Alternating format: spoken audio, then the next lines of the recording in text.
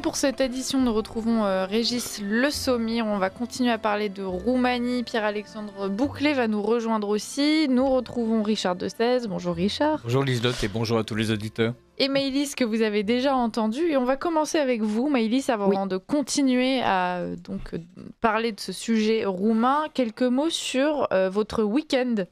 Eh bien oui, Liselotte, je me suis rendue donc à Milan ce week-end pour le sommet de la remigration qui était organisé par Martin Sellner, donc un activiste identitaire, donc à l'occasion du sommet de la remigration pour promouvoir finalement la solution de la remigration contre évidemment toute l'immigration de masse évidemment. Et il y avait donc plusieurs personnalités qui se sont rendues à l'occasion de ce sommet à Milan. Donc il y avait par exemple des cadres institutionnels. Il y avait une députée de l'AfD, il y avait également Hilaire Bouillet, donc le président de Génération Zemmour que nous recevons souvent à notre antenne, également Jean-Yves Le Gallou et plein d'autres personnalités politiques. Il y avait vraiment un mélange entre les cadres institutionnels et les activistes, ce que je trouve qui était quand même assez honorable, puisque ça montre bien que finalement ces deux côtés peuvent travailler ensemble et peuvent également donc mettre des sujets qui étaient quand même assez autrefois tabous et qu'ils sont encore aujourd'hui un petit peu sur le devant de la scène. Bon, évidemment, cette conférence n'a pas fait l'unanimité, comme vous pouvez vous en douter. Plusieurs mouvances antifascistes venues des quatre coins de l'Europe ont tenté, entre guillemets, de saboter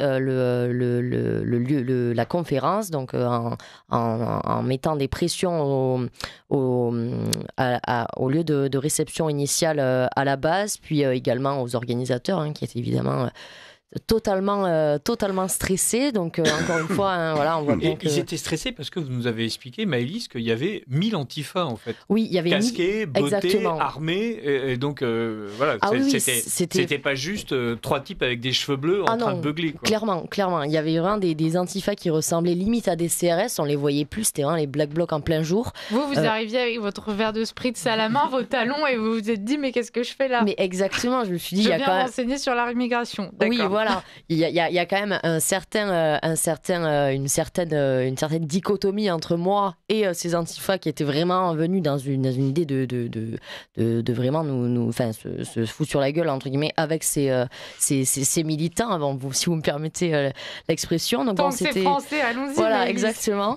Donc c'était assez stupéfiant à regarder et assez accablant aussi. Mais après on a eu quand même la police italienne qui nous a bien protégés. Mais c'est-à-dire que lorsque les conférences se sont achevées, il a fallu partir extrêmement rapidement puisque les antifas étaient tellement hostiles que la police ne voulait pas prendre de risques pour nous, pour les militants qui étaient également sur place, pour les journalistes comme moi et pour également les porte-paroles, si je puis dire.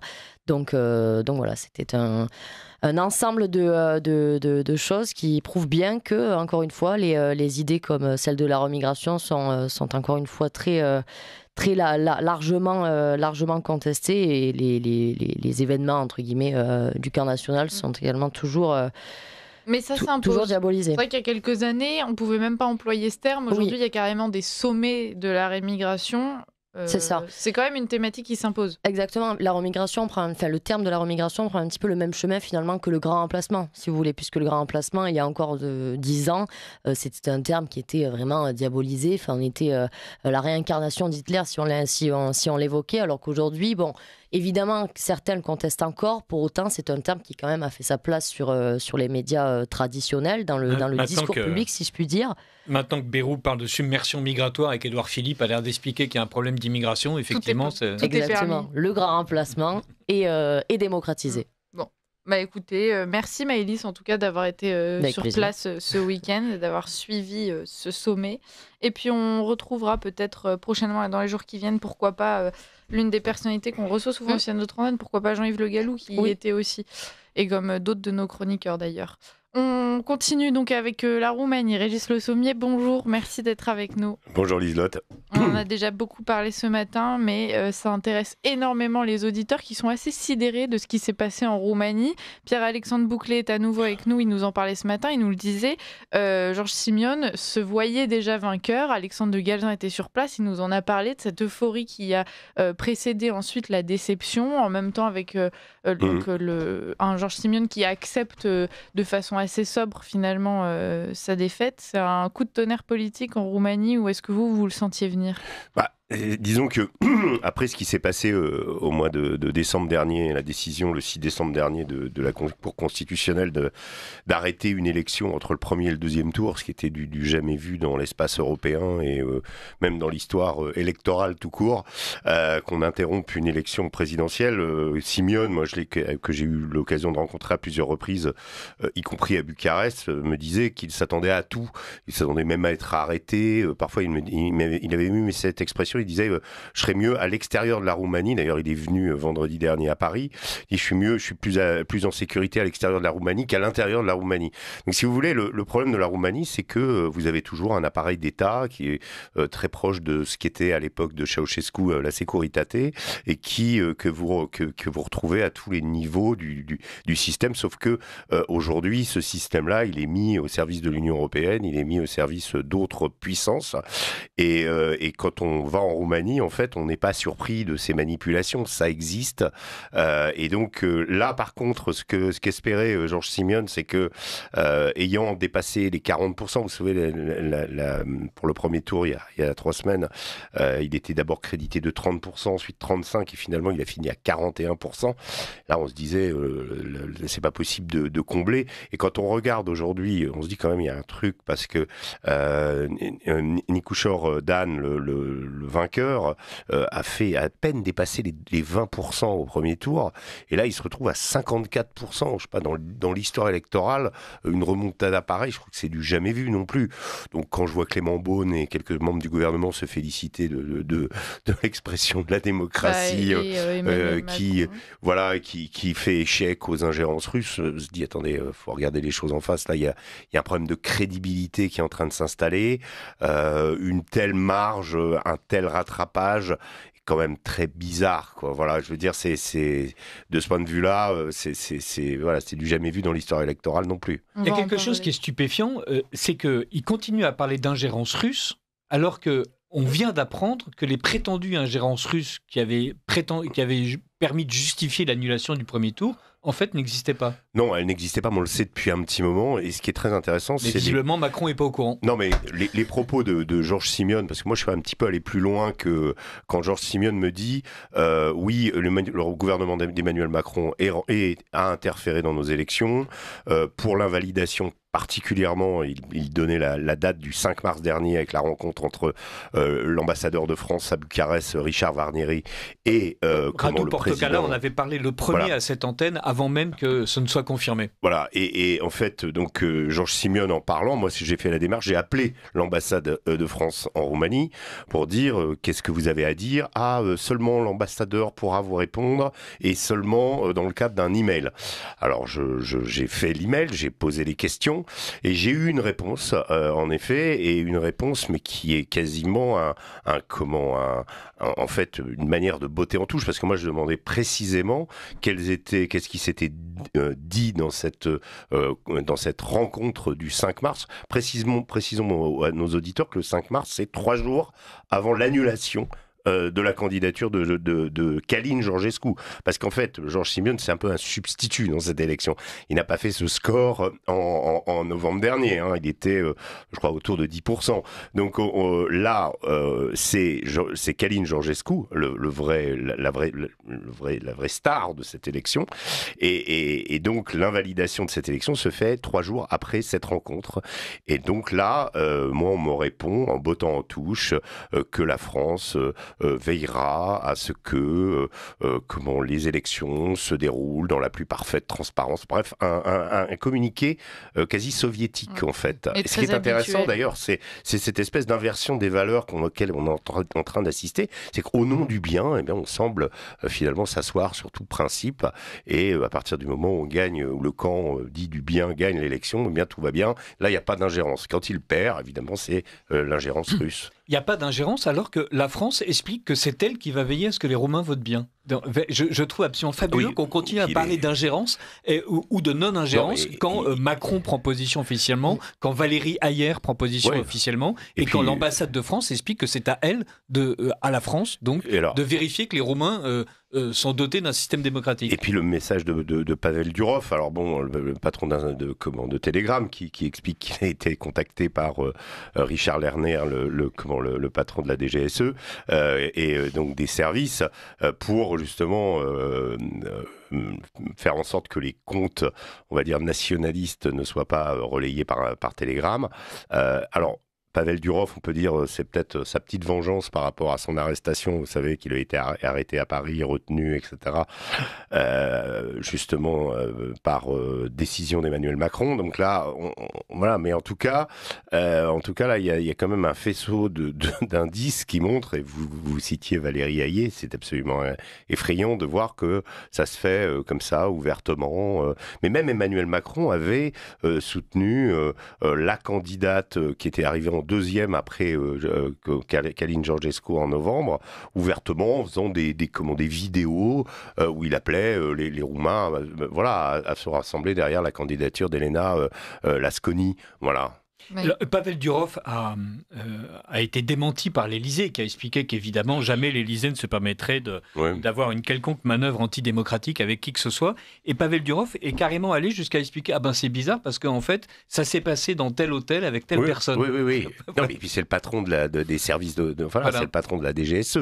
Le patron de la DGSE a rencontré Pavel Durov à l'hôtel Meurice, si je ne m'abuse. C'est ça, ou Crillon, je crois. Et donc pour un bel hôtel, la France dépense intelligemment ses deniers. Non, mais il cite la date et tout, enfin voilà, tout est dedans. Donc voilà. Et comme lors de ma requête, le service diplomatie.gouv fait un communiqué, un communiqué très général, ne revenant pas exactement sur cette rencontre. Et donc voilà, c'est assez lunaire. Pierre-Alexandre Bouclé, donc vous qui avez suivi Georges Simeone, notamment durant ces derniers jours précédant les élections, vous avez noté donc son animosité vis-à-vis de Macron, alors toujours avec beaucoup de classe puisqu'il distingue malgré tout Emmanuel Macron des Français. Il dit d'ailleurs qu'il aime bien la France et les Français, mais en revanche aujourd'hui il a choisi d'épingler Emmanuel Macron. Pour l'instant on comprend qu'il accuse un peu le coup de sa défaite. Est-ce que vous pensez que dans les jours et les semaines qui viennent, il va rentrer en guerre ouverte, encore plus que pendant les élections avec Emmanuel Macron? Est-ce qu'il va être tenté peut-être de pointer du doigt la responsabilité de la France dans sa défaite? Je pense que oui. Alors figurez-vous qu'on a échangé ce matin. Parce que précisément, il y a peut-être une question à faire là. Quand on suppose des ingérences russes, on annule un premier tour. On a quand même des ingérences européennes, voire françaises. Donc peut-être est-ce que ça pourrait faire annuler un second tour. Donc je ne sais pas s'il ira au bout d'un tel processus. Il se pose la question en tout cas. C'est une vraie question en tout cas, oui. Donc je ne peux pas me prononcer pour lui, mais en tout cas, on a des vrais éléments sérieux, solides, qui montrent que quand même il y a eu des problèmes d'ingérence. Il y a peut-être eu aussi des problèmes de fraude avec ces personnes décédées qui figuraient sur les listes électorales et qui sont quand même nombreuses. Je crois qu'il y avait plus d'1 million de gens qui étaient morts encore sur les listes électorales. Il y en a à peu près autant que d'Algériens morts toujours inscrits à la CAF en fait. Oui, c'est ça, voilà. Mais et donc j'en avais parlé avec Georges Simeone, donc, qui me disait que la Roumanie avait quand même une longue tradition de corruption électorale. C'est lui qui le dit. Et qu'il s'attendait à tout, effectivement. Et surtout, parce qu'on raconte là avec cette rencontre du chef des services secrets français, enfin de renseignement français, à l'hôtel Crillon, dans un salon, avec le patron de Telegram, ça ressemble à un roman de John le Carré. C'est quand même invraisemblable, ce genre de manœuvre. Et oui, il y a quand même des chances que Simeon n'accepte pas cette défaite. Il y a Zelensky aussi qui avait l'air soulagé de cette victoire du candidat Dan en Roumanie, Régis Le Sommier. C'est normal, ça. Pardon. Non, allez-y, Pierre-Alexandre. C'est parce que la Roumanie est un sas, en gros, de transport d'armes de l'Occident vers l'Ukraine. Donc ça se comprend qu'il soit soulagé. Il y avait donc ces gros enjeux géopolitiques. Derrière cette élection, on parle beaucoup des Roumains, du choix des Roumains, mais il y avait un enjeu qui dépassait la Roumanie, il faut le dire malgré tout. Il y avait un enjeu au niveau du choix de la paix en Ukraine, du choix de la négociation, oui, mais Georges Simeon n'avait absolument pas l'intention, à la différence de Calin Georgescu, de remettre en cause l'appartenance de la Roumanie à l'Union européenne, et ni même à l'OTAN. Donc de ce point de vue-là, c'était quand même une version... si Simeon était passé, Simeon aurait représenté une version light de Calin Georgescu, donc il n'y avait pas trop de risques. Parce qu'on continue à présenter son opposant comme le candidat pro-européen face à un candidat, donc Simeon, qui n'était pas spécialement anti-européen. Non, mais c'est intéressant de voir qu'avec la Pologne, c'est la même chose. C'est-à-dire qu'on a aujourd'hui, on a une dénomination qui est le candidat pro-européen, le candidat anti-européen. Alors même quand on a un candidat qui n'est pas anti-européen avec Simeon. Et comment Nikou Jordan n'est pas non plus un candidat, on va dire, strictement du système non plus, puisque le système, il a été laminé pendant ces élections, au premier tour en novembre, quand s'est déroulé, le candidat officiel du Parti libéral, l'émanation, on va dire, de l'ancien régime, c'est complètement ratatiné, n'a pas été qualifié. Donc là, il y a eu vraiment un vent de dégagisme, et le maire de Bucarest, même s'il n'a pas fait grand-chose pour améliorer sa ville, faut le reconnaître, et maintenant on va voir ce qu'il va faire pour améliorer la Roumanie, l'état de la Roumanie, mais enfin, les deux représentent des candidats, on va dire, alternatifs. Mais ce qui est quand même intéressant, c'est que cette concordance avec la Pologne, où on dit le candidat, pareil pour la Pologne, le candidat pro-Europe est arrivé en tête. Donc aujourd'hui, c'est plus droite-gauche, c'est pro-Europe ou anti-Europe. Donc ça prouve quand même qu'il y a d'abord un mouvement de fond de contestation, au niveau européen, et il y a des choses quand même qui sont en train de bouger. C'est sûr que l'influence de Meloni, elle n'est pas nulle, notamment au niveau de Georges Simeon et de quelques autres. C'est quand même, on sent qu'il y a une poussée, c'est-à-dire pas une volonté de rompre radicalement, comme le prônait Calin Georgescu, avec l'Union européenne, mais plus avec Ursula von der Leyen. On va dire le système von der Leyen est de plus en plus assiégé. Et ce qu'on remarque, c'est qu'en effet, plus il est assiégé, plus il a des tentations autoritaires et on va dire d'ingérer. Et là, on est dans des choses qui ont été clairement avouées. Souvenez-vous, les déclarations de Thierry Breton sur RMC il y a quelque temps à propos de ce qui avait été fait en Roumanie et ce qui sera peut-être fait avec l'AfD. Avec l'AfD aussi, on a vu des choses intéressantes. C'est toujours pas réglé. Vous savez, l'AfD actuellement est dans un processus judiciaire.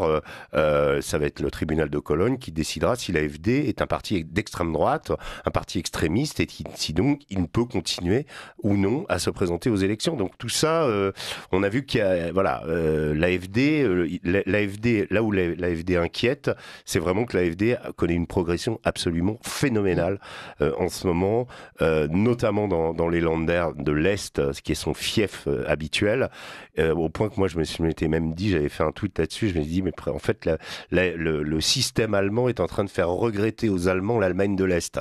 C'est quand même absolument dingue. Et aujourd'hui, l'AfD est le premier parti en Allemagne. Donc le premier parti risque d'être disqualifié. On est quand même dans des choses, c'est pas simplement la petite Roumanie dans le coin dans laquelle on interfère. C'est qu'il y a un véritable mouvement de fond qui est en train de se faire contre cette Europe d'Ursula von der Leyen, incarnée par les gens comme Thierry Breton, Nathalie Loiseau, Valérie Hayé et compagnie. Et on sent qu'il y a une fébrilité au-delà des ingérences supposées qu'il faut encore démontrer.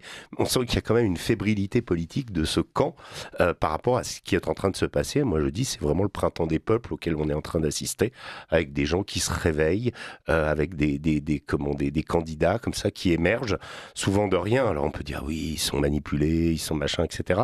Mais en tout cas, il y a un vrai mouvement là. Pierre-Alexandre Bouclet, vous êtes d'accord avec cette analyse de Régis Le Sommier sur ce printemps des peuples ? Oui, complètement. Et ça fait partie des échanges que j'ai eus justement avec Georges Simeone, où on lui disait que précisément son éventuelle élection, enfin que cette élection en tout cas dépassait largement la Roumanie. Et on voit là le Portugal, on voit les partis patriotes arriver, alors non pas en tête, mais commencer à monter de manière significative. Faire jeu égal avec le PS. Exactement, bah, c'est beaucoup, oui, c'est vrai. Et en fait, on a cette chance, effectivement, peut-être de voir monter une révolte, le printemps des peuples, c'est un peu ça, effectivement, et de les voir se mettre en place. Ça se passe sous nos yeux, tant mieux. C'est tard, mais comme dirait notre ami Vardon, c'est pas trop tard. Et voilà, je pense que ça commence vraiment. Et c'est aussi l'explication de cette réaction de l'Union européenne et du système un peu qui essaye de se défendre avec cette théorie de ce qu'ils appellent un peu la démocratie dirigée. Moi, j'ai souvent parlé avec des gens au Parlement européen ou à la Commission européenne. Ce sont des gens qui n'aiment pas le peuple, qui ne croient pas au peuple. Ils pensent simplement qu'ils sont des dirigeants. C'est saint-simonien, quoi. C'est-à-dire, ils pensent qu'ils ont la vérité et le bien pour le peuple et que le peuple est un abruti, une espèce d'entité qui n'est pas capable de savoir ce qui est bon pour lui. Et donc voilà, donc on a vraiment cette réaction, mais il faut s'en féliciter, oui, c'est une bonne chose. Et alors on a cette opportunité surtout qui se met en place, qui est un vieux rêve, qui va à l'encontre de ce que nous disent certains souverainistes, c'est-à-dire il faut sortir de l'Europe, il faut sortir de l'Europe, il faut sortir de l'Europe. Là, on a cette chance inouïe peut-être à courte échéance ou à moyenne échéance de prendre le contrôle de l'Union européenne, ce qui est au fond ce qui pourrait nous arriver de mieux. C'est-à-dire qu'on pourrait prendre le contrôle, on pourrait pirater l'avion et prendre le contrôle de ce système. Et c'est formidable, c'est une très très belle opportunité et c'est même un motif d'espoir, je crois. Il y a beaucoup de gens pour le moment qui font le parallèle avec la France, qui s'inquiètent et qui disent mais voyez ce qui s'est passé en Roumanie et imaginez ce que ça annonce pour nous, nos présidentielles en 2027. Oui, clairement, ce qui est intéressant, c'est que il n'y a pas que Simeone en Roumanie qui dit ces choses-là. Moi, je me souviens quand je m'y suis rendu il y a un mois, j'avais une discussion avec Anna Maria Gavrila, qui a aussi été candidate et qui représente la branche jeune, on va dire, du parti Aour, et qui est liée à Simeone, et qui me disait que, clairement, pour elle, la Roumanie avait représenté une sorte de galop d'essai. C'est-à-dire que ce qui s'est passé en France avec Marine Le Pen, même si on peut dire que le timing judiciaire des affaires de Marine Le Pen n'est pas directement lié. Personne n'a imposé ce calendrier. Il est arrivé là et la décision, elle a été... voilà.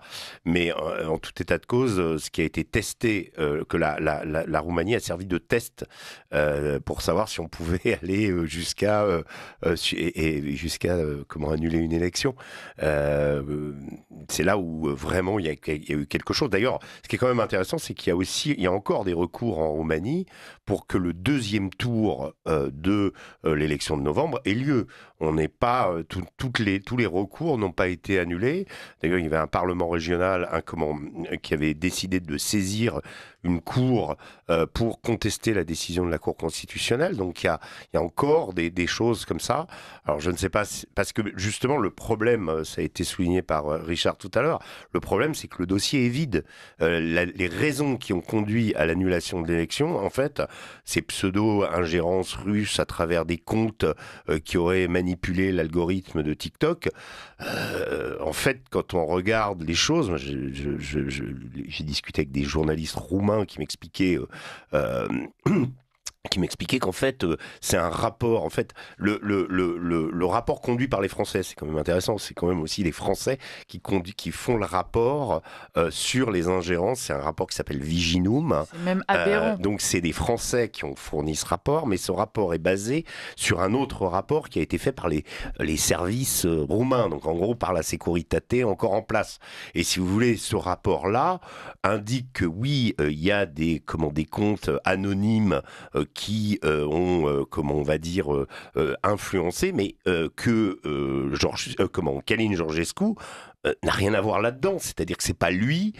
Qu'est-ce qu'il peut, s'il a des fans qui veulent anonymement sur les réseaux, et en fait le lien avec la Russie sur ses comptes, il est très très difficile à mettre en évidence, et que le seul parti à avoir en effet manipulé des choses sur TikTok en achetant des publicités, c'est le Parti libéral, et ça c'est Georges Simeone qui le dit. Donc en fait, le dossier... l'a dit, et les journalistes français maintenant l'affirment. Oui, non, mais ce qui est intéressant, moi j'ai été, comme je vous dis, j'ai un peu enquêté, j'ai appelé, etc. Mais j'ai eu l'impression d'être un peu seul j'étais très surpris de voir que le Parisien, comment Le Monde, n'ont pas finalement vraiment fait ces enquêtes-là, d'essayer de creuser à fond et de regarder ce qu'il y avait dans les divers rapports. De se demander pourquoi c'est un rapport français qui vient justement, et avec des divers voyages aussi. Début février, vous avez Benjamin Haddad qui vient en Roumanie, qui rencontre aussi des gens, voilà. Et puis cette fameuse réunion dont on n'arrive pas vraiment à savoir quand on demande à l'ambassade de Roumanie ce qui s'est passé dans cette réunion, ce qui s'est dit. Il y a un communiqué laconique qui explique qu'on a parlé de valeurs, de défense, de la démocratie, etc., etc. Mais ce qui s'est dit réellement entre l'ambassadeur Richard Vanieri et le chef de la Cour constitutionnelle roumaine, il est allé aussi voir, l'ambassadeur est aussi allé voir, ça c'est Simeone qui le raconte, il est allé voir aussi l'équivalent de l'Arcom là-bas aussi, l'ambassadeur. Quand même étonnant tout ça. Voilà. Pierre-Alexandre Bouclé, quand Régis Le Sommier nous dit qu'effectivement on a des raisons de s'inquiéter pour nos futures élections, et que la Roumanie c'était finalement un galop d'essai pour voir ce qu'on pouvait faire, quelles élections on était capable d'annuler, jusqu'où un peuple était capable de se laisser faire. Est-ce que vous pensez que la comparaison entre la Roumanie et la France est vraiment pertinente ? Est-ce que le peuple français serait suffisamment docile, selon vous, pour accepter un tel cas de figure ? Souvenez-vous de 2005, c'est-à-dire qu'on a eu un référendum qui a été tranquillou ensuite annulé par le traité de Lisbonne. Donc c'est nous qui sommes en fait le paradigme, ce sont les Français. Et à l'époque, c'était Nicolas Sarkozy qui était aux commandes. Et la voix du peuple a été tranquillement asphyxiée, passée par pertes et profits, par ces mêmes eurocrates, ces mêmes technos dont je vous parlais tout à l'heure, qui considèrent que la démocratie, c'est quand même vraiment embêtant, parce qu'il faut encore que ces gueux s'expriment, pour parler un peu comme Alexandre Jardin, et que c'est quand même bien gênant, et que s'ils s'expriment bien, tout va très bien, et puis s'ils s'expriment mal, tant pis, on va contourner. Donc en fait, oui, il y a de vraies menaces, et on en revient toujours à cette idée qu'ils sentent le danger, ils sentent qu'il y a péril en la demeure, et donc ils vont se défendre bec et ongle. Et là, ça nous ramène loin, ça nous ramène à quelqu'un comme Charles Maurras qui disait que la République gouverne mal mais se défend bien. Et on est vraiment là en plein dedans, quoi. Et c'est certain que quand on voit les trésors de diplomatie intelligente qui sont dépensés en Roumanie pour faire en sorte que les Roumains ne puissent pas s'exprimer, on regrette que cette diplomatie n'ait pas été plus efficace en Syrie, en Ukraine, en Afrique. Enfin, en Algérie, oui. Voilà, c'est d'une manière générale de dire la France met tous ses efforts sur les sujets qui ne l'intéressent pas, et en revanche, voilà, pour des trucs un peu plus excitants, comme libérer Boualem Sansal, éviter d'avoir des terroristes en France, virer 10 000 meurtriers et assassins. Bon, voilà, on partage tous ce constat, c'est merveilleux, tout va mal. Et on pourrait peut-être réentendre Georges Simeone en train de nous expliquer qu'il accepte la défaite, mais qu'il poursuit le combat. It has been a privilege for me to be your friend and a leader in this fight. I will fight together with you in all the battles we have ahead of us. This war is just starting. And I will be there, shoulder by shoulder, with every one of you. I'm proud of you. Thank you. On a un vocabulaire martial, mais en même temps, c'est vrai qu'il y a ce côté très encourageant. C'est ce que disait Régis. Derrière la défaite, il y a quand même un petit goût de victoire, dans le sens où on sent un basculement en Europe. Il y a un truc surtout avec Georges Simeone, c'est qu'il s'est retrouvé un peu malgré lui à la tête de ce combat. Oui. pour lequel il n'était pas forcément à la base désigné, même si le parti AOR a quand même connu son émergence et son succès à cause de la crise du Covid. C'est intéressant parce que la réception justement de la vaccination obligatoire, etc., en Roumanie a été très très mal perçue par la population à cause justement peut-être de souvenirs d'anciens régimes et des choses qu'on impose, etc. Et donc le parti AOR a connu justement son émergence à partir des années 2020, pardon, et ensuite est devenue une formation assez conséquente, mais une formation qui restait dans le cadre, on va dire, du jeu classique. Et là, Georges Simeone, brutalement, se retrouve finalement à incarner une sorte de substitut à Călin Georgescu, qui est le personnage, et le même Călin Georgescu étant, pour moi, une créature à la base qui a été formatée par Soros, qui a été formatée par l'USAID dans sa jeunesse, écologiste, qui a reçu des fonds, qui a travaillé avec l'Open Society de George Soros. On l'a complètement gommé pour dire non, c'est un candidat d'extrême droite et pro-russe. En réalité, pas du tout. C'est un peu une créature qui leur a échappé et qui s'est aperçu d'un certain nombre de choses et qui est revenu vers des valeurs purement roumaines. Et c'est comme ça qu'il a fait son succès. Et la Roumanie reste un pays très religieux, très patriote, et donc avec un poids du passé énorme encore. Mais donc Georges Simeone, ça a déclenché quelque chose chez lui, je pense. On voit bien dans ses propos, on le voit bien dans son attitude. Il a été... Et puis Georgescu est resté quand même, on va dire, avec lui. Ils ont été votés ensemble aux 2 tours. Enfin, ça reste... Voilà, quoi. Donc on sent qu'il y a quelque chose de solide. Voilà. On finit sur ces mots et ce message positif, Régis Le Sommier. Merci d'avoir été avec nous pour cette nouvelle édition. On vous retrouve lundi prochain. Et Pierre-Alexandre Bouclé, merci aussi d'avoir suivi ce dossier roumain pour la radio. On était ravis d'en discuter avec vous ce matin. Et puis les auditeurs étaient ravis de vous entendre, j'en suis certaine. Merci à tous les deux et à très bientôt.